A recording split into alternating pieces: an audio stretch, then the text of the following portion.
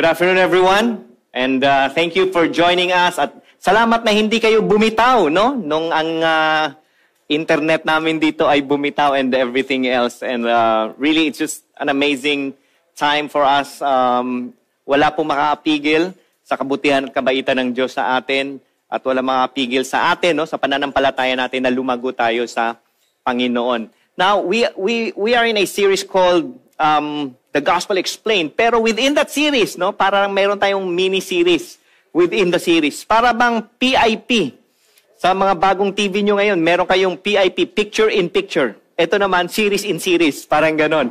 Because we just want to take this opportunity for 2 weeks to remind us that the mission continues. The mission continues. Ibig sabihin, ang mission natin, ang calling natin, ang Great Commission ng Panginoon, it continues even in pandemic. Walang makakapigil sa mission, sa gospel ng Panginoon, not just to be preached here sa atin locally, but even globally. Okay? And lahat tayo, meron tayong mga desires and prayers. May desire and prayer ka ba? Meron ka ba? Kanina po, alam ko, lahat kami dito, nung nangyari yung glitch, namatay lahat, isa ang desire and prayer namin, Lord, sana bumalik. Di ba? And praise God, nakabalik po tayo. All of us have desires and prayers. Things that we want and we pray for. Some are trivial. No? Some are trivial. Gusto ko nang makalabas. Gusto ko nang pumunta sa kapitbahay. Gusto ko ng chicken joy or kung ano man. McChicken. No? Para sabay, parehas na ano. Fair tayo, hindi lang sa Chicken Joy, pati sa McChicken din. But there are some desires that we have that are so intense. And I suppose that we will know the intensity of our desire when we look at the intensity of our prayer. How much do we pray for it? What is your desire and prayer? That's my question for us. What is your desire and prayer? I'm sure maraming may mga trivial desires at marami ring mga intense desires natin. But as followers of Jesus, what should be one of our intense desire and prayer? Yun yung titingnan natin ngayon. As followers of Jesus, what should be one of our intense desire and prayer? We're going to look at Romans chapter 10. And it says there, sa umpisa pa lang, sabi ni Apostle Paul in Romans 10 verse 1, Brothers, my heart's desire and prayer to God for them is that they may be saved. My heart's desire and prayer to God for them is that they may be saved. And Paul here is talking about still Israel, coming from chapter 9. Naalala niyo yung sabi ni Paul sa chapter 9 that he has this anguish, this sorrow and anguish in his heart because of his people, the Israelites, the Jewish people who are turning away from God. And that is what Paul said in Romans chapter 10, verse 1. My heart's desire and prayer to God for them is that they may be saved. So bago po tayo mag-continue, let's pray for the preaching of the word. Lord, we thank you for this opportunity for us to hear your word. And may we see your heart, Lord God, behind the words that you have given us. And may our hearts beat according to your heart as well. To have compassion for people, to love people, Lord God, and to see them, Lord, as valuable because they are valuable in your sight. Because we are valuable, then we can see others as valuable as well.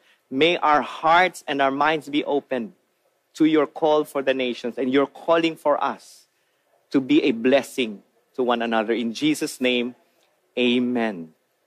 Amen. Sabi ni Paul, I have great sorrow and unceasing anguish in my heart for my people. That is his desire and prayer. And guess what? Ang desire and prayer niya is for them to be saved. No? Hopefully, ganun din tayo. Ang desire and prayer natin for people is that they will be saved. Ang desire and prayer natin for our loved ones is that they will be saved. Not necessarily that they will be part of our church affiliation. Although, it would not be a bad thing if they become part of our church. I love this church. Do you love this church? I hope you do. Pakitype naman dyan, I love this church. But that's the desire that Paul has for his people. And my prayer is that would be our desire as well. Para sa mga kasamahan natin, mahal natin sa buhay, mga kaibigan natin, komunidad natin, lungsod natin, bayan natin, at pati ang buong mundo. Paul was an apostle to the Gentiles.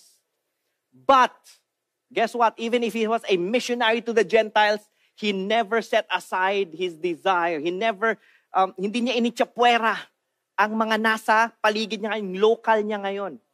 We are a global organization, yes. We are part of every nation, a global movement. But guess what? Hindi natin binabaliwala ang komunidad natin. And so dapat parehas yun. Parehas na matimbang sila sa atin. And Paul continues to say in Romans 10 verse 2-3, "For I bear them witness that they have a zeal for God." Talking about Israel.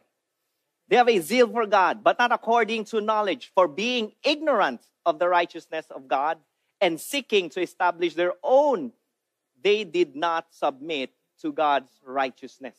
Israel had religion, but they failed to move into that relationship with God. They had rituals, but no understanding. May makilala ba tayong ganun? Ganun ako dati. I was full of religion. No? I was full of the rituals, full of the things. Lumuhod ka, magdasal ka, magbasa ka, full of that, but no relationship with God. And so, my prayer is this, we know people like that. May mga mahal tayo sa buhay, na pag tinignan natin ang buhay nila, parang okay naman, pero alam mo lang, there is no relationship with God. And apart from our relationship with God, apart from our relationship with Christ, we are all lost. Kaya ang sabi ni Paul in verse 4, "For Christ is the end of the law for righteousness to everyone who believes." Because it's not about works. It's about the grace of God. It's about the goodness of God in our lives. And so he said, because Christ is the end of the law for righteousness, na hindi na natin in-earn yung righteousness. It is given to us. It is ours by grace through faith in Christ Jesus. Ano ngayon ang dapat na naintindihan natin? No, hindi lamang tayo, kundi when we preach the gospel, ano yun? In Romans 10 verse 9-10, Paul declares this, "Because if you confess with your mouth that Jesus is Lord and believe in your heart that God raised him from the dead, you will be saved. For it is with your heart that one believes and is justified, and with the mouth one confesses and is saved." Do you see the connection? With your heart, you believe. And with your mouth, you confess. Parang yung sinabi ni Jesus, out of the abundance of the heart, the mouth speaks. So hindi pala parang, it doesn't make sense. It's not tugma-icing. No? That if you believe, hindi mo dinideclare. Those who believe pala, confess with their mouths. And those who are justified are saved. Ito ang isang tanong ko rin sa atin. Do people hear from your mouth what you believe in your heart? Tayo mga nagsasabi, nananampalataya kay Jesus. Mahal na mahal ko si God. Do they hear it from our mouth? Do they hear from our mouth what we believe in our heart? Or baka most likely, they will hear from you about what? Movies. Diba? Sino mahilig sa movie sa atin? Isa na ako doon. They would probably hear TV series na pinapanood mo sa Netflix. No? O yung mga K-drama mo. Or baka yung mga bago mong gadget. Meron sa ating mga mahilig sa gadgets, GoPro, stuff like, nothing wrong with that. But I'm sure if that's what's in your heart, yun yung share mo sa mga kaibigan mo, sa family mo. Probably your IG, your FB, your YT. And I'm sure na in the course of this season, parating naririnig sa bibig natin about COVID, about quarantine. Or baka naman ang naririnig mula sa mouth natin, mga rants natin, mga complaints natin, chismis, no? May quarantine. Ang medyo discombobulated na yung mundo, may panahon pa tayo sa chismis, ano? Do people hear from your mouth what you believe in your heart? And if you believe in Jesus, if you believe in the gospel, do people hear from your mouth the glory of the gospel? Do they do that? And why should it be our desire and prayer to preach the gospel in the first place? Why should it be our desire and prayer to preach the gospel in the first place? Well, let me remind you, in Romans chapter 9, it says, because if you confess with your mouth that Jesus is Lord and believe in your heart that God raised him from the dead, you will be saved. Ibig sabihin, the gospel is the only means of salvation. Why should we preach it? Why should we share it? Why should we proclaim it? Why should it be heard from our mouth? Because it is the only means of salvation. None other. Wala na. Do we really believe that? That if people are without Christ, they are lost. If people are without Christ, kaawa-awa tayo. Do we really believe that? Do we believe that apart from Christ, our family is lost? Our friends are lost. Our community, our city, our nation, the whole world is lost. Or do we think na because they are healthy, siguro okay naman sila? Because they have money, I think medyo okay naman yung buhay. Hindi ko naman masasabing kaawa-awa sila dahil may pera sila, mayaman sila, may mga kaibigan sila. Do we think that because they have their religion, they have their rituals, they are okay? Maybe because they have their careers, they are okay. Or maybe because they have a nice family, they are okay. Or do we believe that they may have all of this, but apart from Christ, they are lost? And that their greatest need and ultimate need is Jesus Christ. If we believe that, then that's one reason why we should preach the gospel. Because there is no other means of salvation except Jesus Christ. Sabi nga ni Paul, I am not ashamed of the gospel in Romans chapter 1 verse 16. For it is the power of God for salvation to everyone who believes. Everyone who believes. To the Jew first and also to the Greek. For in it, the righteousness of God is revealed from faith for faith, as it is written, the righteous will live by faith. It is the power of God for salvation for everyone. There is no other way. Sabihin mo yan sa katabi mo, there is no other way, no other means. Type mo yan, there is no other way. It's not through the church. It's not through your religion. It's not through your career. It's not through your good works. There is no other way, no other name under heaven by which man is going to be saved. No other Lord, no other Savior. Everyone is lost and everyone needs Jesus. Everyone. Amen? Walang exemption. Kahit ang pinakamabait mo pang asawa, ang pinakamabait mo pang biyenan, everyone. And so I want to share that with you. Where Paul says in Romans 10:11, for the scripture says, everyone who believes in him will not be put to shame. Have you believed in Jesus? Well, take heart with this promise, with this hope that you will not be put to shame. Life is not yet over. And our life here will not be done. You know why? Because we have an eternity to live it. Kahit matapos to, guess what? Ibabalik tayo dito ng Panginoon. Remember the resurrection and the new heavens and the new earth. We will live forever in Christ. And when Christ comes, He will make all things new. Everyone. Kaya nga, grabe yung mga promises sa Bible. Talagang sobrang parang, pag pinag-isipan mo, parang, totoo ba to? Everyone who believes will not be put to shame. Eh, pag nagsishare ako ng gospel, kinukontra ako eh. Minamak ako. Paano mo masasabing, I will not be put to shame? Because the ultimate judge, the ultimate one whose word is eternal, looks at you and accepts you. That's why you will not be put to shame. For there is no distinction in verse 12 and 13. There is no distinction between Jew and Greek.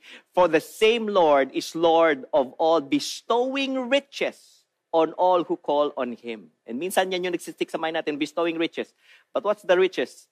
It's the riches of Christ. Not necessarily material riches. Okay? Kaya, ayusin natin yan. Kasi kung hindi, gagamitin lang nating sigad na genie. Parang sinabi ko na yan before, di ba? For everyone who calls on the name of the Lord will be saved. There is no distinction. May katabi ka ba ngayon? There is no distinction between you in the eyes of God. You need Christ. There is no distinction between Jew or Greek. They both need Christ.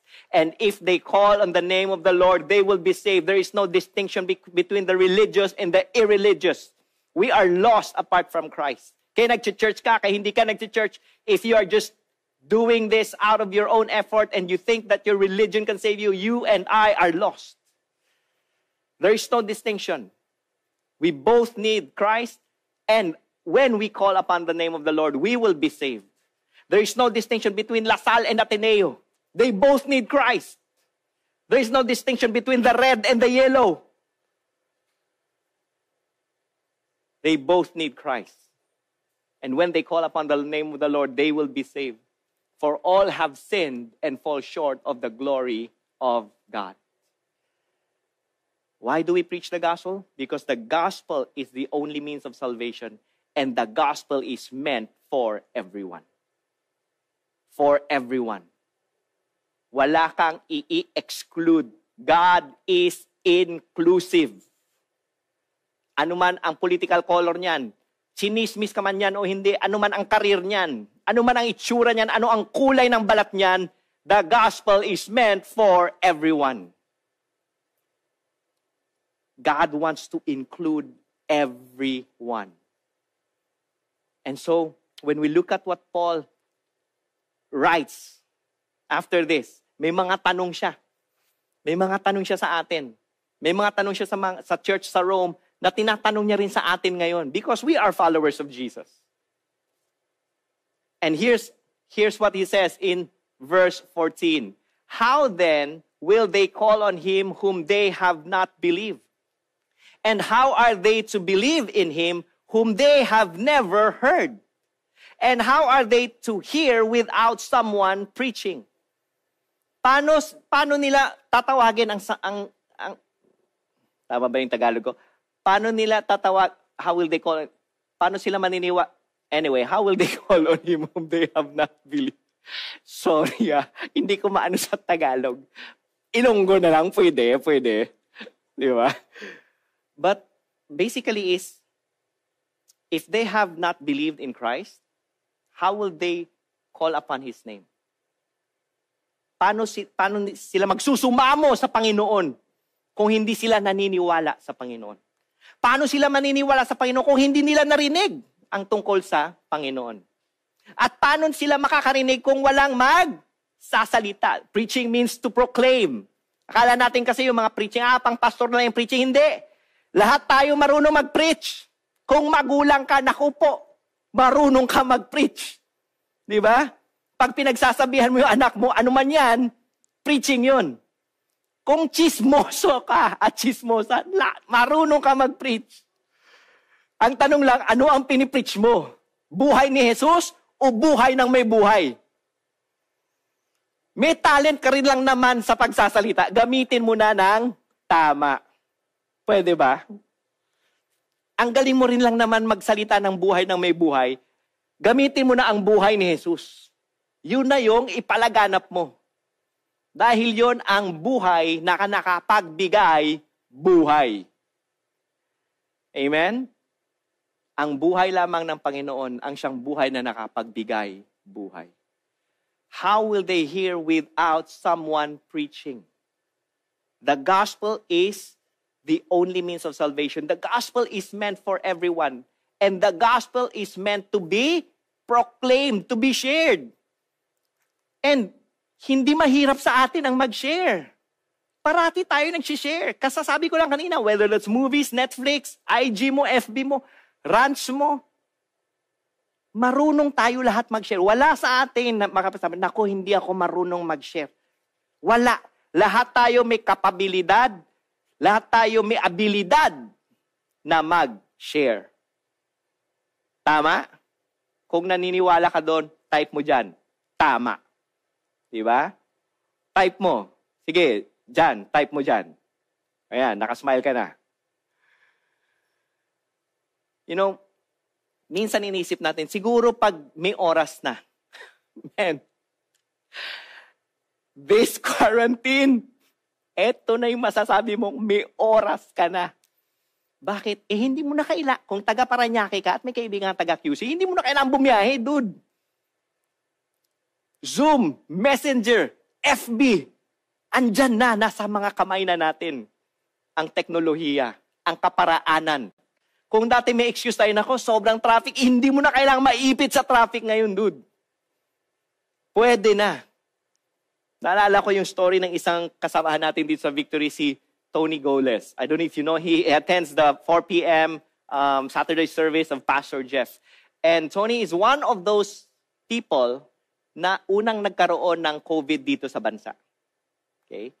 Pero alam mo ang ginawa niya, nung nagkaroon siya ng COVID, syempre una nag-pray siya kay God, di ba? But he realized this, it is an opportunity for him to reach out sa mga classmates niya dati. So nag-reach out siya sa mga kaibigan niya, mga kaklase niya, and he used that opportunity na may COVID siya para mag-share ng gospel sa kanila. Para ipakita ang kabutihan at kabaitan ng Diyos. All he did was tell his story of God's love story for him. Mahirap ba yun? All of us have a story of God's love story for us. How God rescued us, how God gave us hope, how God strengthened us, how God provided for us, how God restored us, how God healed us. You have a story of God's love story for you. And yun lang yung shinare niya. And yung busy, itong mga taong to, hindi to yung parang walang magawa sa buhay. Busy rin kahit ngayong pandemic. No, he's involved he and his wife are involved in so much in the front lines out there, no? Even if they are not doctors, but they're very much involved. Pero he spent this time, he took that time to make sure that he's able to tell the story of God's love story for him. Yun yung ginawa niya. And ang resulta nun, yung mga nakarinig, syempre hindi lahat naniniwala, pero merong mga nadudraw sa kabutihan ng Panginoon. At ngayon, every week, he would meet these men. Yung iba nasa US, yung iba nasa Dubai, mga kaibigan niya. Bakit? Kasi hindi mo naman sasabi ngayon, ang layo ng isang tao. Meron na po tayong technology to do this. All we have to do is step out in faith. And by God's grace, God gave him fruitfulness, a harvest of righteousness that every week he will meet with his friends, more than 10 of them, 10 to 50, I believe, yung nasa grupo niya ngayon. Now, I'm not saying na nagpapadamihan tayo dito nang nare-reach out. What I'm saying is this, God has given you a sphere of influence because everyone is lost apart from Christ. Even your friends, even your family. And so my prayer is this, you would take this opportunity to be a blessing to them. As a matter of fact, I want to invite you also, na if you know na naniniwala ka sa Panginoon because somebody shared the gospel with you, why don't we do this? Today, why don't you thank that person? He or she is just a call or a text away. You just thank them. Thank you for sharing the gospel. Because apart from Christ, I am lost. So yung tanong ni Paul, how will they know if they don't believe in Him? How will they believe if they have not heard of Him? How will they hear if nobody preaches to them? And alam ko minsan, pag narinig natin yung word na preacher, trabaho mo yan, pastor. Tama? So tingnan natin. Verse 15, and how are they to preach unless they are sent? As it is written, how beautiful are the feet of those who preach the good news. How are they to preach unless they are sent? O, kita mo, pastor, para talaga sa trabaho mo talaga yan because you are sent by Victory. But you know what? Before I was sent by Victory to preach, I was first sent by God. Kailan nangyari yun? The moment I believed in Jesus Christ as Lord and Savior. The moment I put my faith in Him, I have been enlisted in God's family, in God's kingdom, to advance His kingdom. Take note, hindi po idea ng church to go and make disciples of all nations. Idea po yon ni Jesus. At kung ikaw ay mananampalataya kay Jesus, guess what? Kasama ka sa go and make disciples. And you cannot make disciples without preaching the gospel. Ganun lang po kasimple. And guess what? This is not a burden. This is a privilege and an honor for us. Kaya nga sabi, how beautiful are the feet. Ibig sabihin, those who share, those who proclaim the good news, they are a blessing and a delight because we bring a message of hope, of joy, of peace, of grace, of transformation, of eternal life. That's why we have beautiful feet. Tingnan mo yung paa mo. Tingnan mo yung paa mo. Ganda ba? Oo. Tingnan mo yung mukha mo. Ang hirap, no? Kailangan mo ng salamin. Mas maganda yon. Bakit? Because you are called to preach the gospel. See, only the gospel has the power to change and renew our lives. To save us now. To give us hope in the midst of our hopelessness, our helplessness, our desperate situation, our depressive place. Our place of depression. And only the gospel will open up the heart of people towards God. Amen? Why should we do this? Why should we preach the gospel? Why should the gospel be our heart's desire and prayer? Why should we do that? Because only the gospel is the means of salvation. And the gospel is meant for everyone. And guess what? The gospel is meant to be proclaimed. And the gospel is meant to be proclaimed by you. Yan.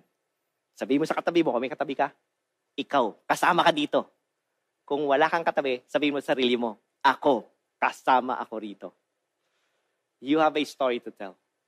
Simply tell the story of God's love story for you. Amen? In verse 17, malapit na tayo mag-end. Paul says, so faith comes from hearing and hearing through the word of God.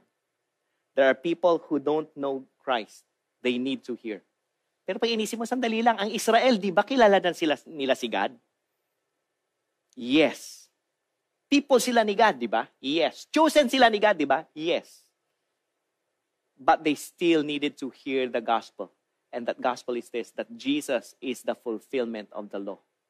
That Jesus is the only way to salvation, that the righteousness that God gives us or asks of us is not a righteousness from our own, but His righteousness that He gives to us.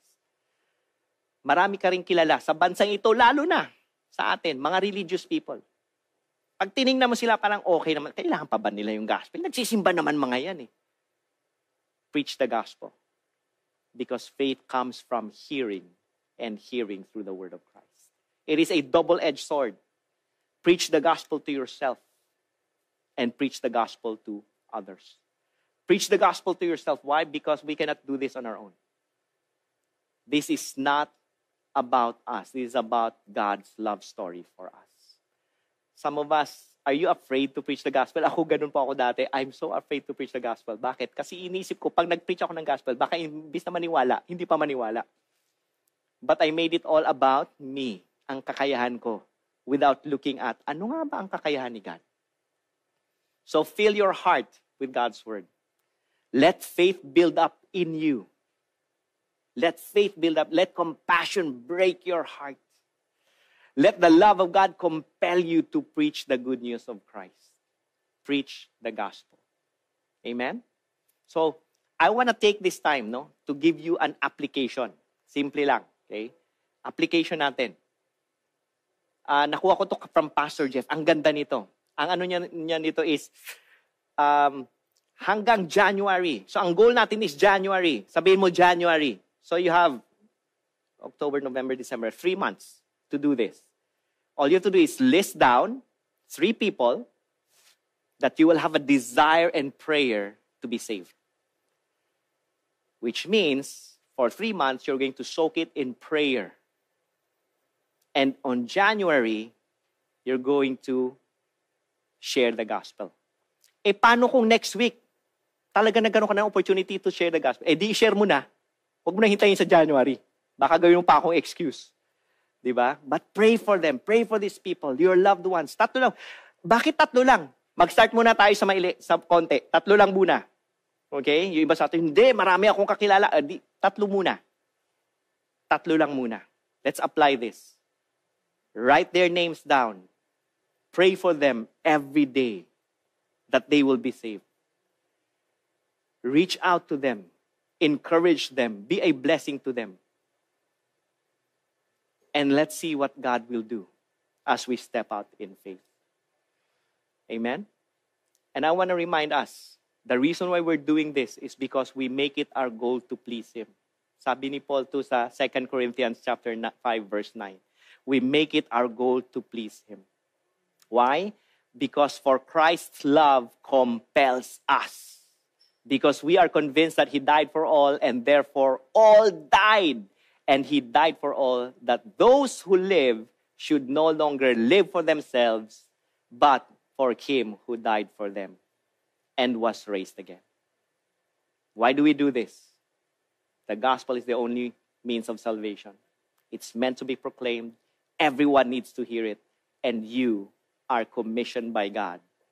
When you became a believer, you are called to go and make disciples. Amen?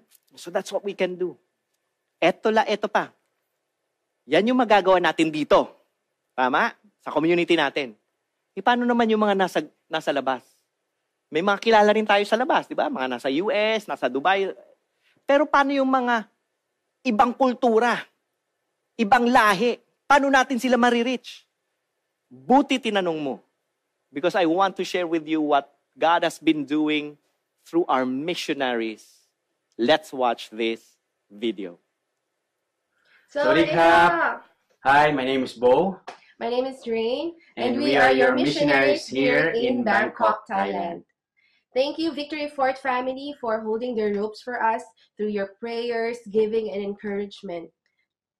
And please do continue to pray for us as we pray for locals to rise up and be bold in their faith, in preaching the gospel and in reaching out to the community. Secondly, pray for the students that were reaching out to be established in faith, in word, and in prayer, and into our church community. And lastly, pray that our Every Nation campus will be approved as a student organization in Sinakarin Wirot University. Kapkon Kap. Kapkon ka! Prajaw Waipon. Prajaw Waipon ha. Bye. Bye!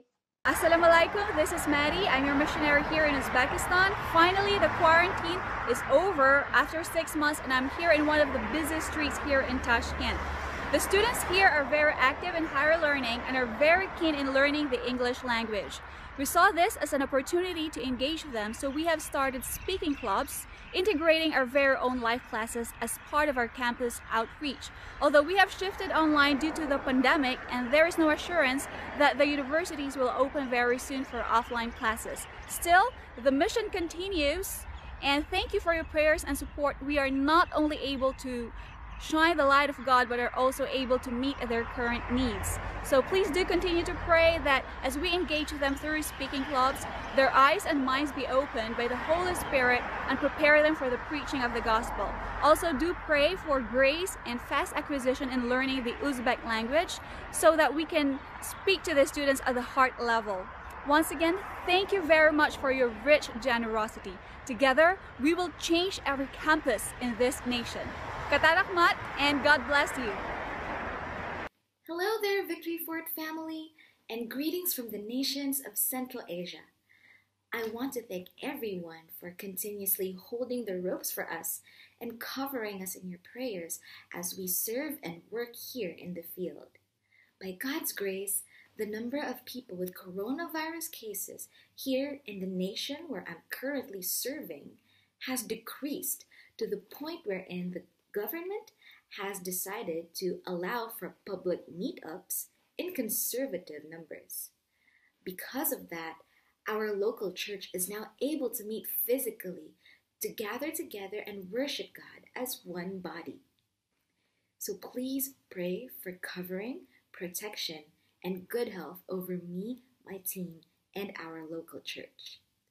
I humbly also ask for you to pray for God's grace over our campus outreaches for the next school year. And finally, please pray for the love and unity in Christ Jesus to compel us in everything that we do. Thank you once again for blessing us. And I declare God's protection, provision, and guidance in everything that you do as well. Thank you again. See you soon. Well, thank you again. And thank you for your prayers. Thank you for partnering with our missions department. And even personally, yung iba sa atin, mga personal partners tayo ng ating mga missionaries. And for those of us who want to, join us in our partnership with our missions or our missionaries, please do connect with this link. We'll show you the link on how you can do that. And, if you feel like the Lord is leading you to it, and some of you might already want to partner with them, please do connect with that link. For some of us, we want to pray about this. Go ahead. No? But here's the thing. Locally, globally, the mission continues. Hindi po mahihinder, hindi po masastop. No, nothing can hinder, nothing can stop the work of God, not just in our nation, but in other nations as well. So I just want to take this time to pray for all of us. And my hope is this, you will take that to heart. Na pag tinanong kayo minsan, pag inisip mo sa puso mo, ano nga ba ang desire and prayer ko? My desire and my prayer is that my loved ones will be saved. My desire and my prayer is that my friends will be saved. My desire and my prayer is that this nation will be saved. Amen? Let's take that time to pray. Lord, we thank you. Thank you, God, na in one point of our lives, nagpadala ka ng isang tao to share the gospel to us. And God, we thank you that kami rin ngayon, Panginoon, when we look back, and even now, sa sitwasyon namin, God, your love story for us is alive and well. And so I pray for your people that we will take that opportunity to tell others of your love story for us so that they too can share and experience and realize that all of their lives, there is a God story, a love story of God in them. And may they be blessed. May they continue to walk in faith, Lord God. For those of us who have not put our faith in you, God, tug it in give our hearts that desire, Lord God. Pierce our hearts with your truth and with your mercy and with your compassion. And God, give us that opportunity, even now, Lord, to put our faith in Christ Jesus, Lord and Savior. In His name we pray. Amen. Amen. God bless you. Stay safe. Keep praying. Do good. Have a wonderful week ahead of you.